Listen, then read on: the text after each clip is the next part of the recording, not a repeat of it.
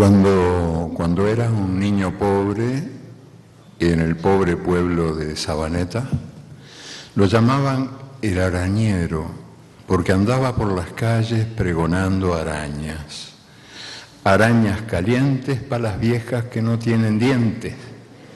Arañas sabrosas para las muchachas buenas mozas. Pero las arañas que aquel niño vendía no tenían patas peludas, a nadie atrapaban en sus telas y a nadie envenenaban, y no tenían tampoco la mala costumbre de engullir al macho después del amor. Las arañas del niño arañero eran sabrosas golosinas que su abuela preparaba a base de jugo de papaya y algunos ingredientes heredados de la cocina indígena. Nadie sabía, nadie sabe por qué se llamaban con tan injusto nombre esos dulces que alegraban la boca y aliviaban a los enfermos y redondeaban los escasos, muy escasos ingresos de la familia. Y yo quiero dedicar la lectura de esta noche, la lectura de hoy, a ese hombre que nunca traicionó el niño que había sido. O sea que voy a dedicar la lectura a Hugo Chávez, que hay quienes dicen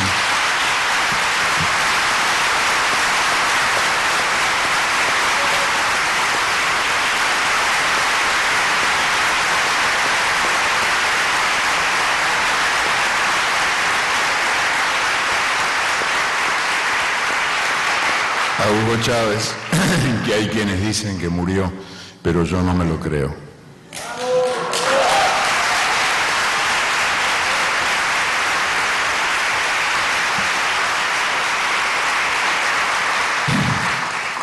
El nombre del libro proviene de algo que escuché en una comunidad maya hace ya muchos años, muchos años, de alguien que dijo: nosotros somos hijos de los días. Porque en la cultura maya el tiempo es el fundador del espacio, ¿no? Entonces, a mí desde entonces esa mosca me anduvo así dando vueltas en la cabeza y de a poquito fue naciendo este libro que también tan generosamente acaba de escribir mi amigo de toda la vida, y se refiere al hecho de que nosotros, los humanos, los humanitos, según los científicos, estamos hechos de átomos, pero a mí un pajarito me contó que también estamos hechos de historias, y si cada uno de nosotros está hecho de historias, entonces cada día, puesto que somos hijos de los días, ha de tener alguna buena historia que contar. Así que yo voy a contar unas cuantas historias esta noche, empezando por una de enero 11, sobre el placer de ir en estos tiempos tan de vértigo obligatorio. Acabo de llegar milagrosamente sano y salvo después de atravesar algunas avenidas bombardeadas por la lluvia y por los autos y las motos y las urgencias de llegar a tiempo, no para escucharnos, para escucharlo a Luis, no a mí.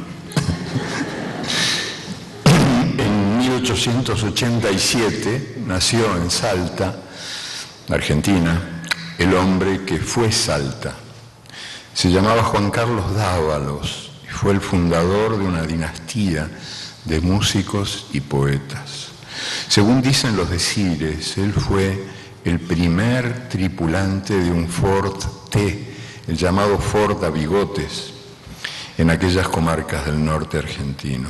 Por los caminos venía su Ford T, roncando y humeando. Lento venía, lento. Las tortugas se sentaban a esperarlo. Algún vecino se acercó y preocupado saludó y comentó: pero don Dávalos, a este paso no va a llegar nunca. Y él aclaró: yo no viajo por llegar, viajo por ir.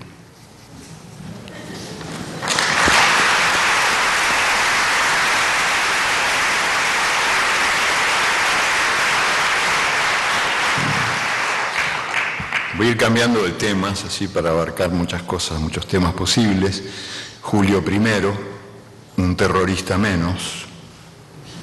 En el día de hoy, Julio I del año 2008, o sea, en términos históricos hace 15 minutos, 2008, el gobierno de los Estados Unidos decidió borrar a Nelson Mandela de la lista de terroristas peligrosos. Durante 60 años, el africano más prestigioso del mundo había integrado ese tenebroso catálogo. Y claro, uno se pregunta, todo lo que se hace y se deshace, sobre todo guerras, en nombre de la lucha contra el terrorismo, ¿será serio? Porque si los terroristas son como Nelson Mandela, yo no sé si será serio ese asunto de la guerra contra el terrorismo, porque si fuera seria la guerra contra el terrorismo, bueno, pues septiembre 11 seguiría siendo el día contra el terrorismo, pero se celebraría de muy diferente manera, con carteles pegados a las paredes del mundo, de todos los países del mundo, carteles que dirían: se busca a los secuestradores de países, se busca a los estranguladores de salarios y a los exterminadores de empleos, se busca a los violadores de la tierra, a los envenenadores del agua y a los ladrones del aire, y se busca a los traficantes del miedo.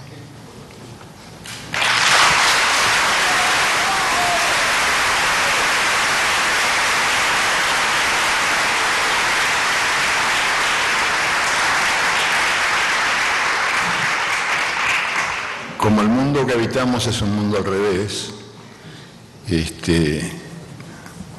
todo depende del punto de vista, ¿no? De cómo se ven las cosas, desde dónde.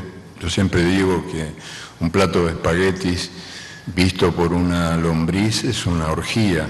O sea, que claro, depende de quién ve y de dónde, ¿no? No, eso me lo dijo una lombriz, de verdad.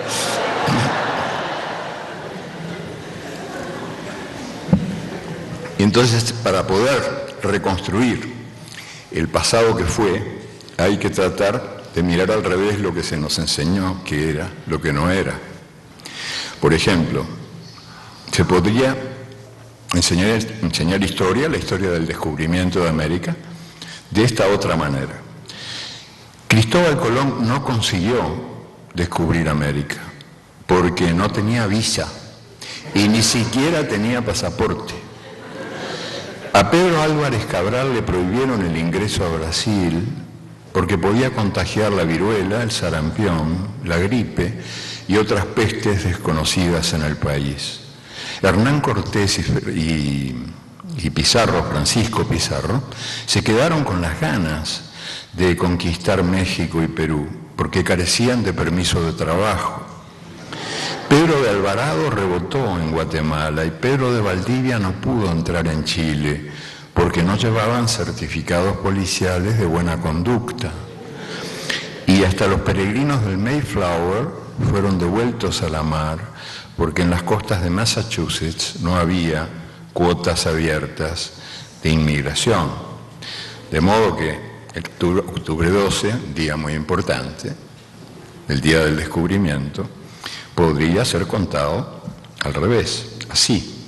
En 1492, los nativos descubrieron que eran indios, descubrieron que vivían en América, descubrieron que estaban desnudos, descubrieron que existía el pecado, descubrieron que debían obediencia a un rey y a una reina de otro mundo y a un Dios de otro cielo. Y inventaron que ese Dios había inventado la culpa y el vestido y había mandado que fuera quemado vivo quien adorara al sol y a la luna y a la tierra y a la lluvia que la moja.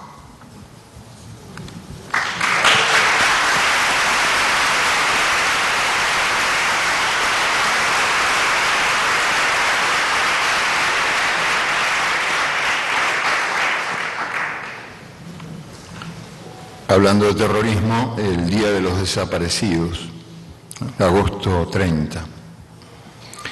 Desaparecidos, los muertos sin tumba, las tumbas sin nombre, las mujeres y los hombres que el terror tragó, los bebés que han sido o son todavía botín de guerra, y también desaparecidos, también los bosques nativos, las estrellas en la noche de las ciudades, el aroma de las flores, el sabor de las frutas, las cartas escritas a mano, los viejos cafés donde había tiempo para perder el tiempo, el fútbol de la calle, el derecho a caminar, el derecho a respirar, los empleos seguros, las jubilaciones seguras, las casas sin rejas, las puertas sin cerradura, el sentido comunitario y el sentido común.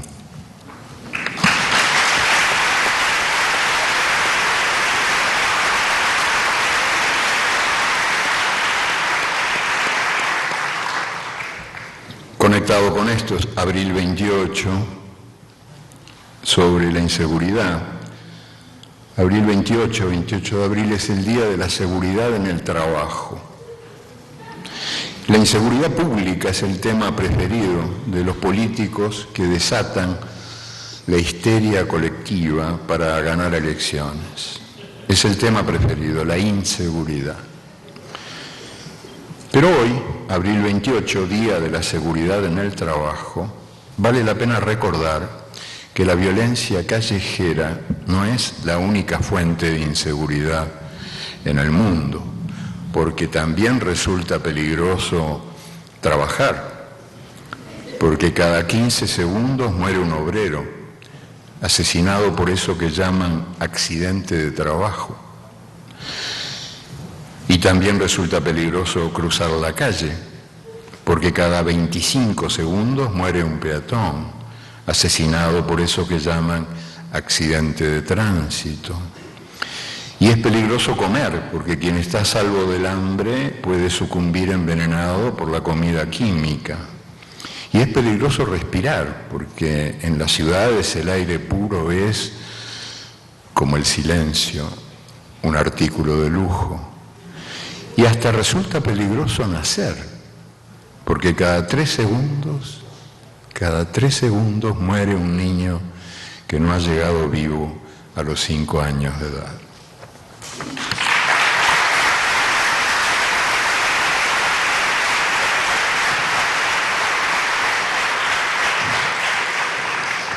Algo sobre el Día del Emigrante, que es el 18 de diciembre, y se refiere a los primeros exiliados.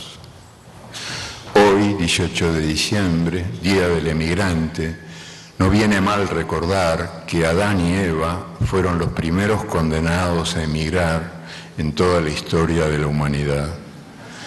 Según la versión oficial, que es bastante machista, como toda la Biblia, ¿no? Con todo mi respeto, se trata de un libro sagrado.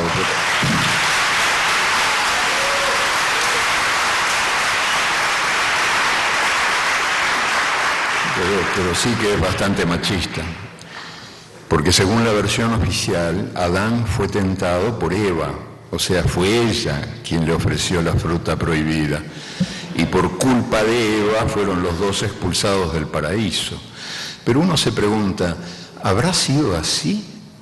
¿O Adán hizo lo que hizo porque quiso? Quizás Eva no le ofreció nada, ni le pidió nada. Quizás Adán decidió morder la fruta prohibida cuando supo que Eva ya la había mordido.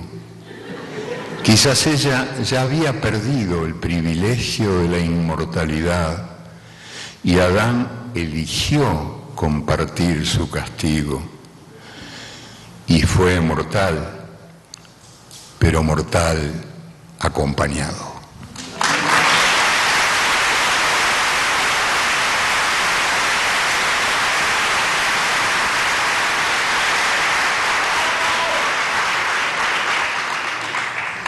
Enero 26, la segunda fundación de Bolivia.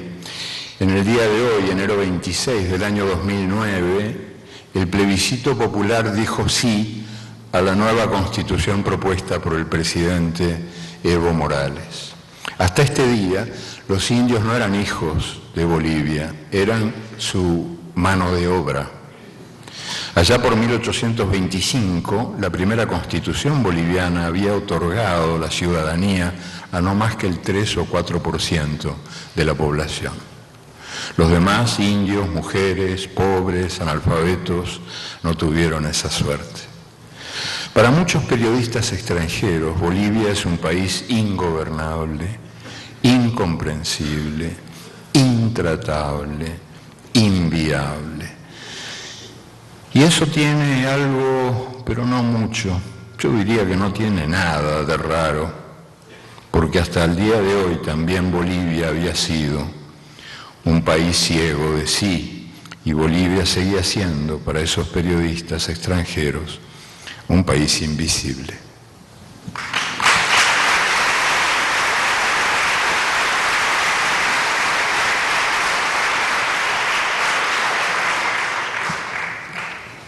Vamos a seguir con Bolivia, un par de capítulos bolivianos. La recuerdo como si la estuvieran viendo. Yo andaba en las minas bolivianas, en una pequeña ciudad minera llamada Sayagua, y llevé bastante tiempo ahí, fui aceptado por la comunidad, gracias a mis habilidades de dibujante, que no llegan al talento de Luis Brito, que dibuja mucho mejor que yo. Pero eso me permitió retratar a todos los niños de las minas. Y como no había cámaras fotográficas, porque nadie tenía dinero para pagarlas, yo hice una especie de retrato de la ciudad a través de sus niños. Y tuve el privilegio de poder asistir a las asambleas obreras. Y en una asamblea de mineros me sorprendió encontrar una mujer, porque yo no sé si ustedes saben, pero es una certeza universal que las mujeres dan mala suerte en las minas, y que entonces si las mujeres entraran a las minas se desprenderían rocas que les partirían el cráneo. Esto vale para casi todos los países del mundo, la mujer como una fuente de desgracia en el mundo minero. Y en aquella asamblea, que eran puros hombres, yo vi a una mujer y me llamó mucho la atención, y mucho más cuando esa mujer se alzó y con una pregunta interrumpió la discusión. Y la pregunta era: nuestro enemigo principal, ¿cuál es? Callaron casi todos los hombres. Hubo algunos que murmuraron el imperialismo y otros la burguesía, y alguno dijo la burocracia, y otros. Y ella, la mujer, Domitila Chungara, dijo: no, compañeros, no.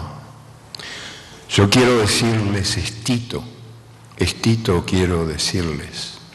Nuestro enemigo principal es el miedo, y lo tenemos adentro. Unos años después, en 1978, Domitila lanzó una huelga de hambre contra la dictadura militar. Ella y 4 mujeres más, las 4 de la región minera. A más de uno le pareció un buen chiste. Así que 5 mujeres van a voltear una dictadura militar. Qué buen chiste. Pero al rato nomás, ya toda Bolivia estaba hambreando. Habían empezado siendo 5, después 50, después 500, 5.000, 50.000. Y toda Bolivia estaba hambreando y la dictadura cayó porque ellas no estaban equivocadas. El equivocado era el miedo. El equivocado era el miedo.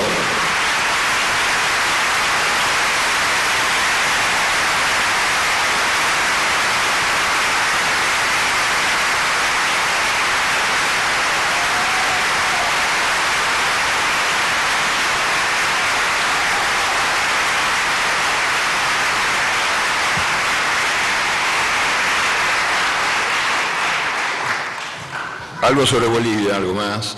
Este es no sé, es un texto duro, prohibido para cardíacos y sumamente triste. Se va a llenar de lágrimas la sala, hay peligro de inundación. Es de octubre 14 del año 2002. En el año 2002, en el día 14 de octubre, cerraron sus puertas los 8 restaurantes de McDonald's en Bolivia. Y yo sé que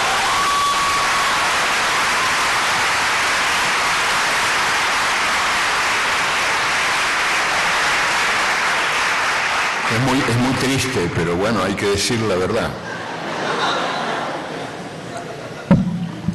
Apenas 5 años había durado esta misión civilizadora.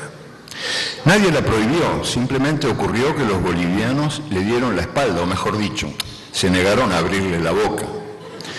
Estos ingratos se negaron a reconocer el noble gesto de la empresa más exitosa del planeta, que desinteresadamente honraba al país con su presencia.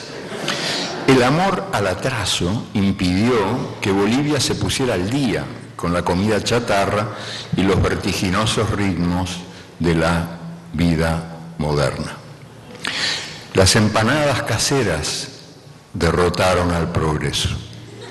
Los bolivianos siguen comiendo sin apuro, en lentas ceremonias, tosudamente apegados a los antiguos sabores nacidos en el fogón familiar. Se ha ido, para nunca más volver. La empresa que en el mundo entero se dedica a dar felicidad a los niños, a echar a los trabajadores que se sindicalizan y a multiplicar a los gordos.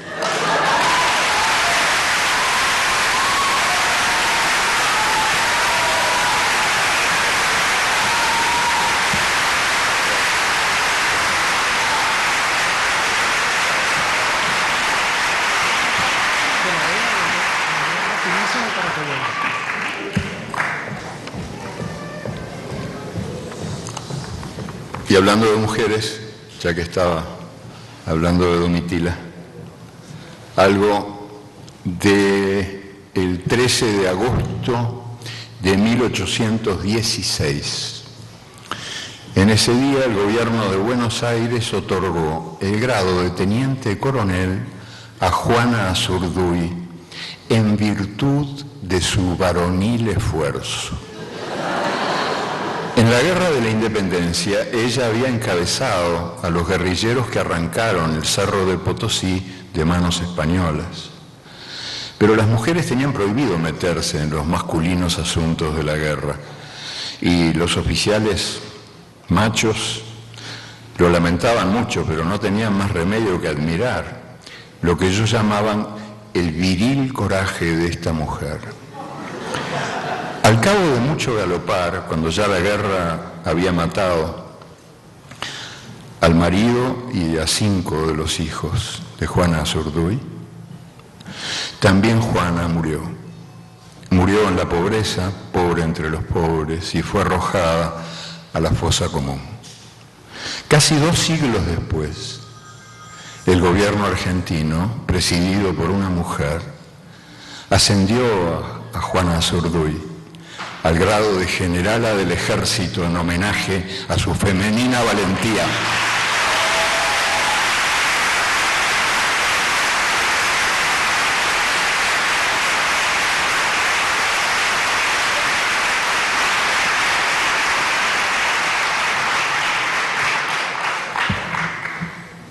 Junio 5 es el Día del Medio Ambiente. El medio es lo que queda del ambiente, en realidad. Es bastante menos del medio, sería el cuarto ambiente, o no sé, o menos.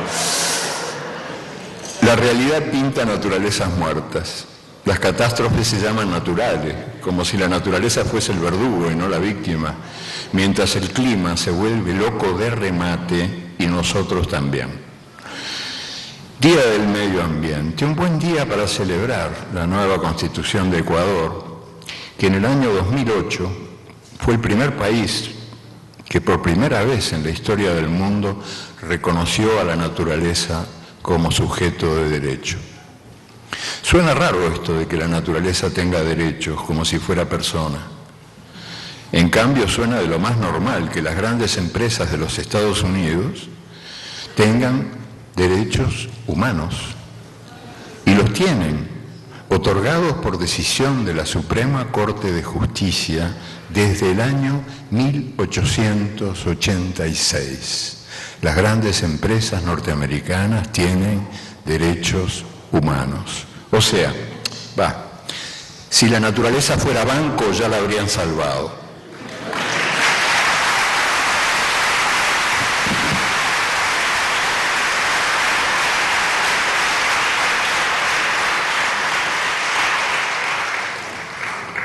Esta tiene un título conmovedor. Yo quise hacer una campaña y fracasé, no tuve el menor eco. Se llama Adopte un banquerito. La intención era buena y yo creo que conmovedora también, pero bueno, corazones de lata, insensibles, nadie me hizo caso. En septiembre 15, año 2008, se fue a pique la bolsa de Nueva York.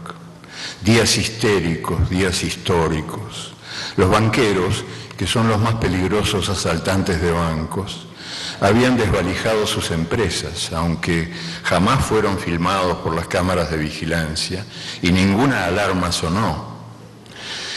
Y ya no hubo manera de evitar el derrumbe general, el mundo entero se desplomó y hasta la luna tuvo miedo de perder el trabajo y verse obligada a buscar otro cielo. Los magos de Wall Street, expertos en la venta de castillos en el aire, robaron millones de casas y de empleos, pero un solo banquero, apenas uno, fue a la cárcel. Y cuando sus colegas imploraron a gritos una ayudita por amor de Dios, recibieron por mérito de sus afanes la mayor recompensa jamás otorgada en la historia humana. Ese dineral hubiera alcanzado para dar de comer a todos los hambrientos del mundo, con postre incluido de aquí a la eternidad, pero a nadie se le ocurrió la idea.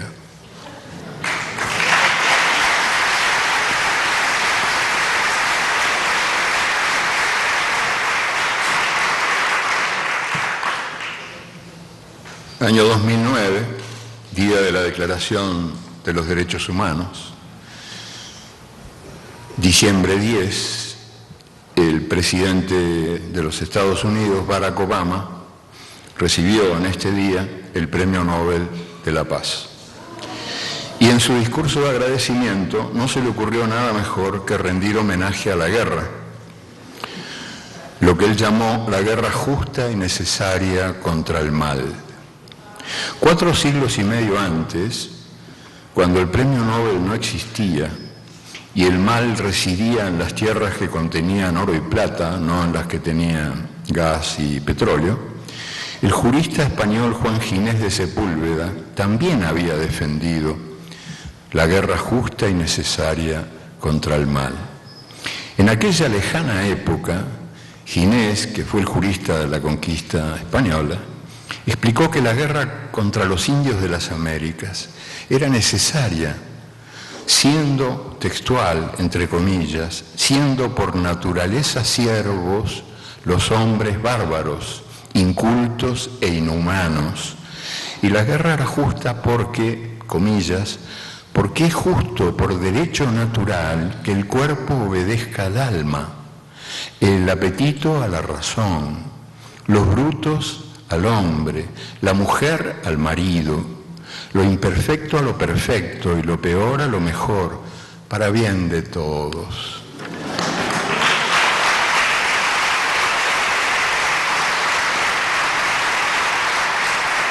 Marzo 9, este fue el día en que México invadió a los Estados Unidos.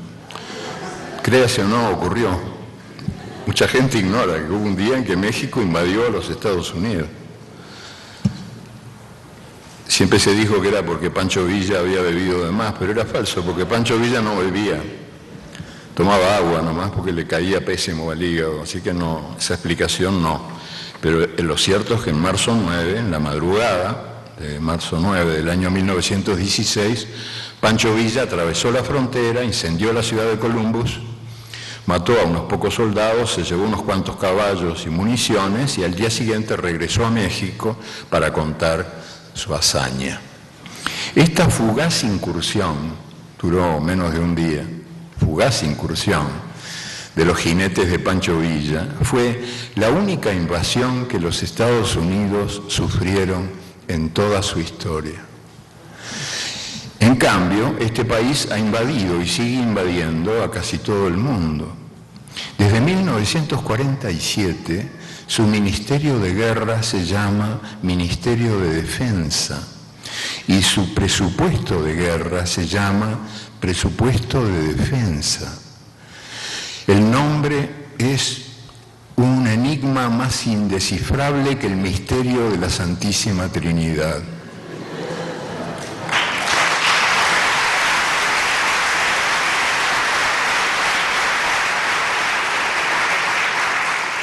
Octubre 17, Día contra la Pobreza. La pobreza no estalla como las bombas, ni suena como los tiros. De los pobres sabemos todo, en qué no trabajan, qué no comen, cuánto no pesan, cuánto no miden, qué no tienen, qué no piensan, qué no votan, en qué no creen. Solo nos falta saber por qué los pobres son pobres. ¿Será porque su desnudez nos viste y su hambre nos da de comer?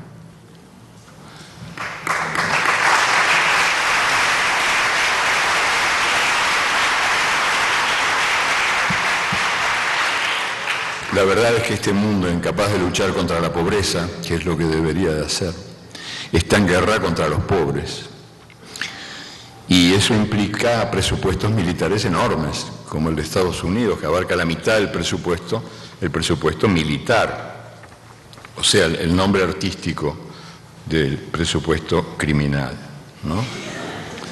Es absurda la distribución de la riqueza en el mundo, absolutamente absurda, y no solo por estas cifras obscenas que se dedican a la producción de muerte, a la industria de la muerte, que es la industria militar, por la sencilla razón de que, de que es una calumnia eso que dicen de que el hombre es el lobo del hombre. Nunca un lobo mató a otro lobo, nunca. La única especie animal especializada en el exterminio mutuo es lamentablemente la nuestra, la especie humana. Y es absurdo, por lo tanto, que continuemos exterminándonos mutuamente y financiando presupuestos de guerra que son cada vez más elevados en lugar de contribuir a la lucha contra la pobreza y contra las enfermedades curables. El Día de la Ciencia, 10 de noviembre, yo escuché hablar a un médico brasileño que había estado cotejando los datos estadísticos sobre cómo distribuye el mundo su riqueza, su dinero. En el Día de la Ciencia, el médico brasileño Drauzio Varela comprobó que el mundo invierte 5 veces menos en la cura del mal de Alzheimer, 5 veces menos en la cura del mal de Alzheimer, que en estímulos para la sexualidad masculina y en siliconas para la belleza femenina. O sea, traducido, de aquí a unos años tendremos viejas de tetas grandes y viejos de penes duros, pero ninguno de ellos recordará para qué sirven.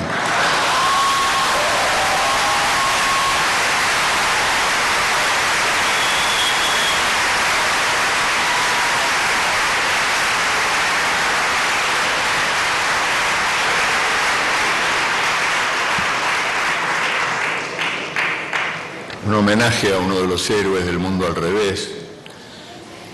En 1937, en mayo 23, murió John D. Rockefeller, dueño del mundo, rey del petróleo, fundador de la Standard Oil Company.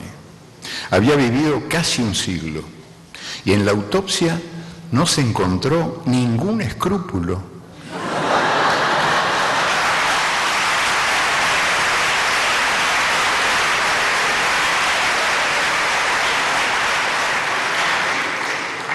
¿Por qué fracasan siempre las reuniones cumbres? ¿Por qué fracasa eso que llaman la comunidad internacional? Cada vez que se celebran, los dueños del mundo celebran sus reuniones para curar al mundo enfermo de tantas dolencias, y se hacen reuniones cumbres que fracasan siempre, una tras otra, y yo tengo aquí la explicación y la voy a compartir con ustedes. El cocinero convocó al ternero, al lechón, al avestruz, a la cabra, al venado, al pollo, al pato, a la liebre, al conejo, a la perdiz, al pavo, a la paloma, al faisán, a la merluza, a la sardina, al bacalao, al atún, al pulpo, al camarón, al calamar, y hasta convocó al cangrejo y a la tortuga, que fueron los últimos en llegar, claro. Y cuando estuvieron todos, el cocinero explicó: los he reunido para preguntarles con qué salsa desean ser comidos. Entonces alguno de los invitados murmuró: yo no quiero ser comido de ninguna manera. Y el cocinero dio por finalizada la reunión.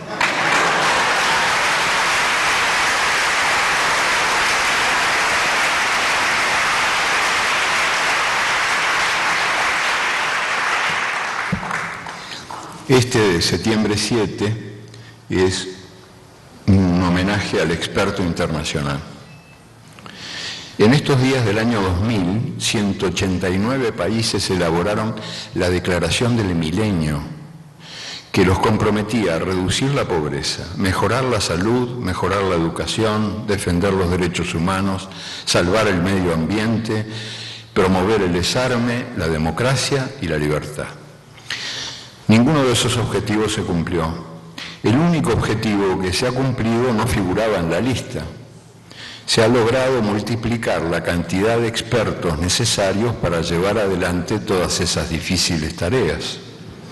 Hace algún tiempo, según me contaron, uno de los expertos internacionales estaba recorriendo las afueras de Santo Domingo cuando se detuvo ante el gallinero de doña María de las Mercedes Holmes. Ella estaba arrojando maíz a sus gallinas.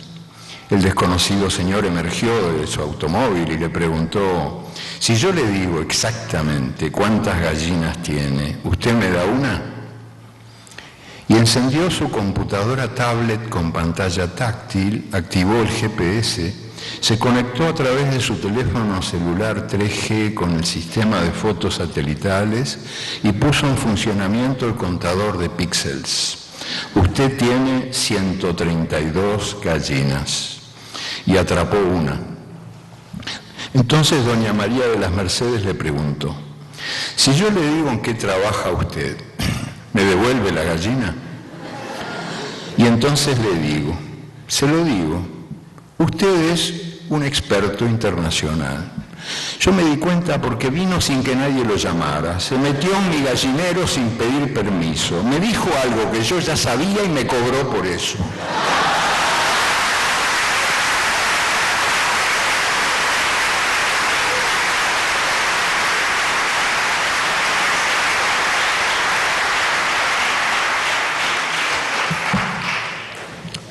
El 8 de febrero ocurrió la vesación general.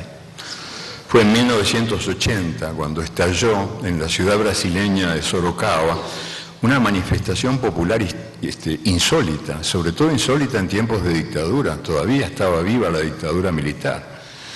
Y una orden judicial había prohibido los besos que atentaban contra la moral pública.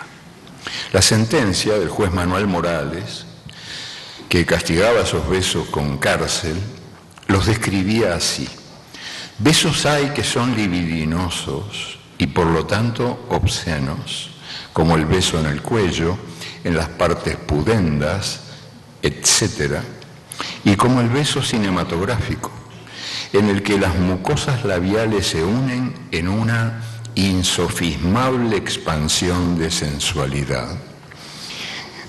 La ciudad respondió convirtiéndose en un gran besódromo.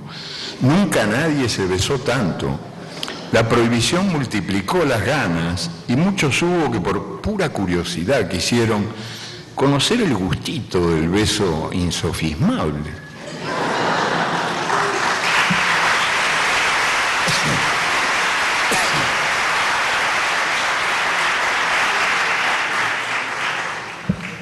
Esta es de mayo 16 y se llama Marcha al manicomio. Los meros y otros peces, los delfines, los cisnes, los flamencos, los albatros, los pingüinos, los bisontes, las avestruces, los osos koalas, los orangutanes y otros monos, las mariposas y otros insectos, y muchos más parientes nuestros del reino animal tienen relaciones homosexuales. Hembra con hembra, macho con macho, por un rato o para siempre. Menos mal que no son personas.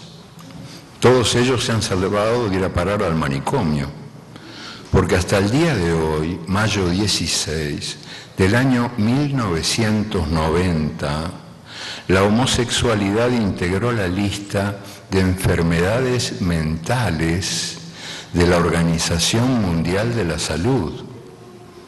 Se nota que los expertos de la Organización Mundial de la Salud nunca escucharon la bella canción de Milton Nascimento que dice que toda manera de amor vale la pena, que toda manera de amor vale amar, y que toda manera de amor vale cantar.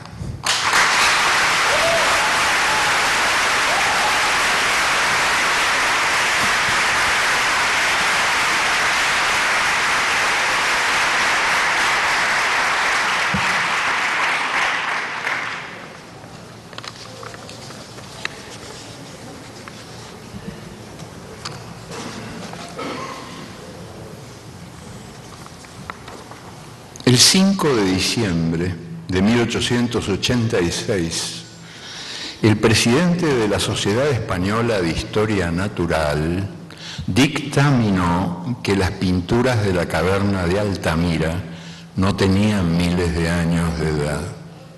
No. Esos son obras de algún mediano discípulo de la escuela moderna francesa actual. Y así confirmó las sospechas de casi todos sus colegas, otros expertos.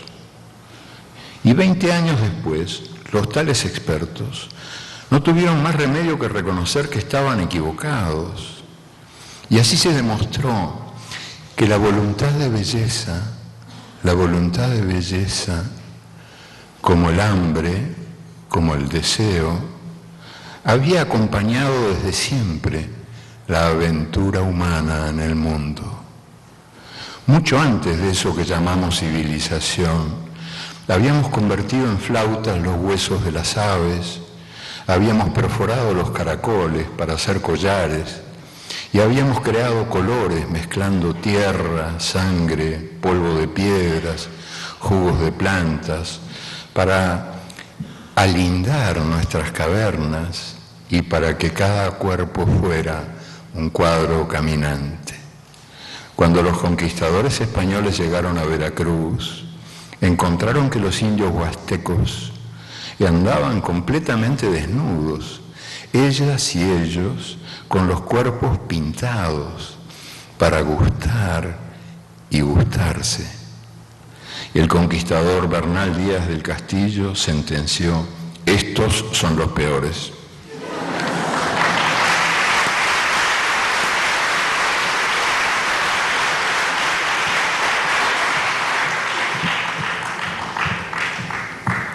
Y esto es un homenaje de amor de una mujer a la que amo. Se llama El Zapato y está fechado en enero 15, 1919, cuando la revolucionaria Rosa Luxemburgo fue asesinada en Berlín. Los asesinos la rompieron a golpes de fusil y la arrojaron a las aguas de un canal. En el camino, Rosa Luxemburgo perdió un zapato.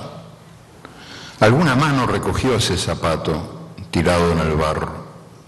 Rosa había vivido su vida entera peleando por un mundo donde la justicia no sería sacrificada en nombre de la libertad, ni la libertad sería sacrificada en nombre de la justicia.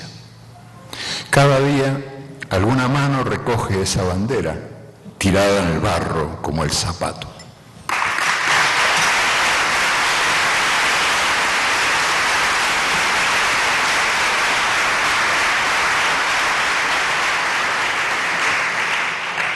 Y este es un homenaje a un gran amigo, un hermano mío del alma, que era también un gran poeta. Es de mayo 10 y se llama El Imperdonable. El poeta Roque Dalton era jodón y respondón. Nunca aprendió a callar ni a obedecer y ejercía un desafiante sentido del humor y del amor. En la noche de hoy, mayo 10 del año 1975, sus compañeros de la guerrilla del Salvador lo mataron de un balazo mientras dormía. Criminales. Los militantes que matan para castigar la discrepancia son tan criminales como los militares que matan para perpetuar la injusticia.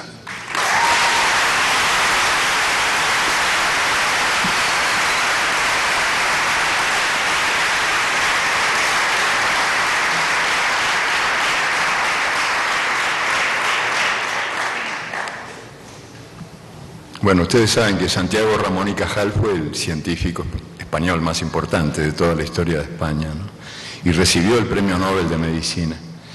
Pero él había querido ser artista pintor y el padre no lo dejó, así que no tuvo más que convertirse en científico y se vengó dibujando lo que descubría. Yo vi en una exposición paisajes del cerebro humano, dibujados por don Ramón y Cajal. Y eran muy parecidos a las obras de Miró, de Klee, podían competir. Y él decía, el jardín de la neurología brinda emociones artísticas incomparables. Y disfrutaba explorando los misterios del sistema nervioso. Y mucho más disfrutaba dibujándolos. Y todavía más todavía, disfrutaba diciendo a viva voz todo lo que pensaba, a sabiendas de que eso iba a darle más enemigos que amigos. A veces preguntaba, sorprendido, ¿pero cómo? ¿Tú no tienes enemigos? ¿Cómo que no? ¿No tienes enemigos? Es que jamás dijiste la verdad, jamás amaste la justicia. Era el estupor parecido a un maestro mío, un gran escritor norteamericano, Ambrose Bierce, compañero de Mark Twain en la fundación de una organización antiimperialista a fines del siglo XIX en Estados Unidos, y un gran escritor y con un espléndido sentido del humor. Y Ambrose Bierce solía decir una frase que yo hago mía siempre, desde mi propia experiencia y desde la experiencia de mucha gente más. Ambrose Bierce escribió: quien no tiene enemigos no merece tener amigos.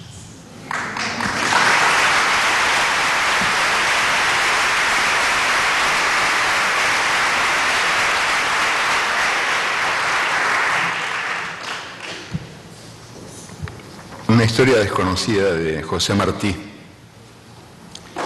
Paseaban el padre y el hijo por las calles floridas de La Habana cuando se cruzaron con un señor flaquito, calvo, que caminaba como si estuviera llegando tarde a alguna parte. Y el padre advirtió al hijo: ojo con ese, cuidado, es blanco por fuera, pero por dentro es negro. El hijo, Fernando Ortiz, tenía 14 años. Tiempo después, Fernando iba a ser el hombre que supo rescatar, contra siglos de negación racista, las ocultas raíces negras de la cubanía. Y aquel peligroso señor, el flaquito, el calvo, el que caminaba como si estuviera llegando tarde, se llamaba José Martí y era hijo de españoles, era el más cubano de los cubanos y era hijo de españoles. el que denunció Éramos una máscara, con los calzones de Inglaterra, el chaleco de París, el chaquetón de Norteamérica y la montera de España, y repudió la falsa erudición llamada civilización y exigió basta de togas, basta de charreteras, y comprobó toda la gloria del mundo cabe en un solo grano de maíz. Poco después de aquel cruce en La Habana, Martí se echó al monte y estaba peleando por Cuba cuando en plena batalla una bala española lo volteó del caballo.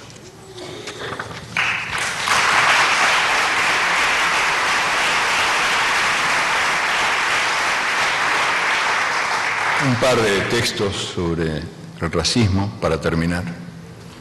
La lectura que ya bastante larga ha sido. Esto ocurrió en el año 2001, el 17 de julio.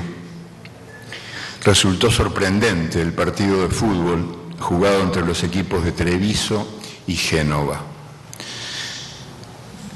Ustedes saben que lamentablemente en el norte de Italia hay algunas zonas donde todavía los jugadores negros de fútbol son castigados por su color. Y un jugador del Treviso, Akin Omolade, africano de Nigeria, recibía frecuentes silbidos y cantitos racistas, gritos de gorilas en los estadios italianos. Pero en el día de hoy, julio 17 del año 2001, ocurrió algo rarísimo. Hubo silencio.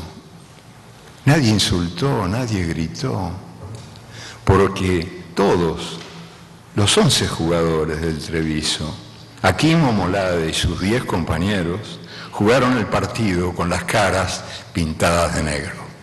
Era su manera, era su manera de decirle, todos somos tú, todos somos tú. Y quiero terminar leyendo algo que no es mío, ojalá lo fuera, pero es de un gran poeta de Senegal, Léopold Senghor, y yo siento la necesidad de leerlo para culminar esta noche para mí inolvidable, ¿no?, con ustedes, por lo mucho que admiro el talento de Senghor y la belleza, la terrible belleza de este poema, que me parece que es un buen broche final. Querido hermano blanco, cuando yo nací era negro, cuando crecí era negro, cuando me da el sol soy negro, cuando estoy enfermo soy negro, cuando muera seré negro. Y mientras tanto tú, cuando naciste eras rosado, cuando creciste fuiste blanco, cuando te da el sol eres rojo, cuando sientes frío eres azul, cuando sientes miedo eres verde, cuando estás enfermo eres amarillo, cuando mueras serás gris. Entonces, ¿cuál de nosotros dos es un hombre de color?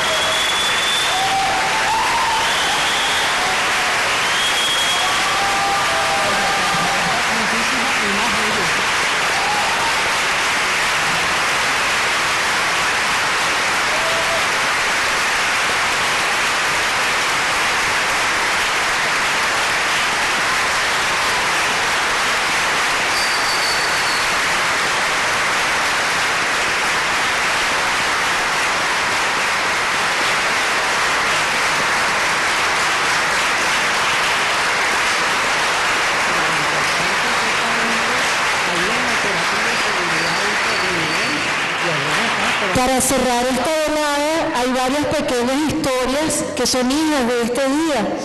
La misma cantidad de personas que hay dentro de esta sala han disfrutado de esta lectura en la parte exterior con una pantalla con la cual ellos han sido parte de este evento. El presidente Nicolás Maduro celebra también al presidente Chávez y a su mamá Rosa en la sala anexa.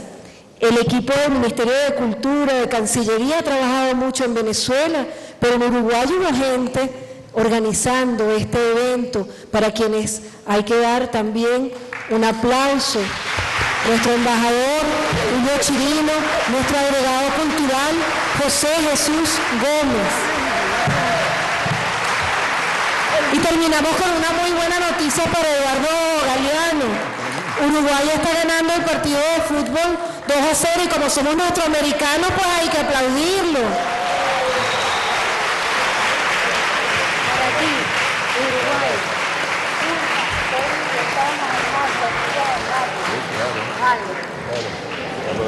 Eduardo, maestro, Uruguay gana 2-0.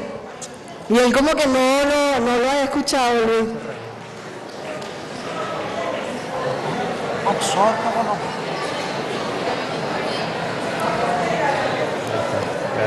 Eduardo, te mandan a decir que Uruguay gana 2-0. ¿Ah, sí? Uruguay gana 2-0, Eduardo. Es una buena noticia para terminar. Gracias a Isidoro por estar pendiente de reportear el juego de fútbol. Esa era la que yo esperaba. Claro, porque yo debo confesar que todo esto es un gran equívoco. Yo quería ser jugador de fútbol. Cuando era chico soñaba con que era, y bueno, y soñando era el mejor jugador del mundo, es verdad. Pero cuando me despertaba era el peor, por culpa de mis patas de palo. Fui siempre un pésimo jugador, una vergüenza de mi patria. Pero lo que yo quería era eso, ser jugador de fútbol. Y como jugaba tan mal, no tuve más remedio que hacerme escritor y venir aquí a leer mis cosas, porque bueno, paciencia.